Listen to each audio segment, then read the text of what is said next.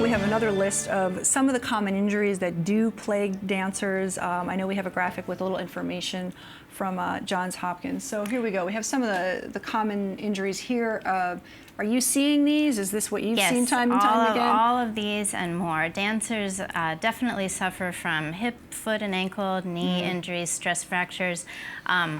Of all of the injuries that are listed on your graphic, foot and ankle injuries would be the most prevalent of all of those. Okay. But dancers suffer from injuries really of all body parts, even sometimes hands and wrists, especially with male dancers. They have to do a lot of lifting. That's right. And so sometimes that'll put stress on the hands and wrists. Sometimes in contemporary dance, they need to do things where their hands are actually on the floor. Right. That can lead to, upper extremity injuries. So yes, all of the above and even more. And even more. Okay, now you actually mentioned this term earlier. Sometimes we hear an expression with dancers as being turned out when they are doing their dancing. So again, what does being turned out mean, for those who don't know, and what kind of an effect can that have on, I guess, first of all, on someone's hips when you're in this type of position? Yeah.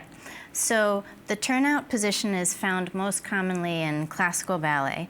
That's where the ballerina stands with their legs in an externally rotated position, so the knees and the feet and the toes point out towards the sides of the room.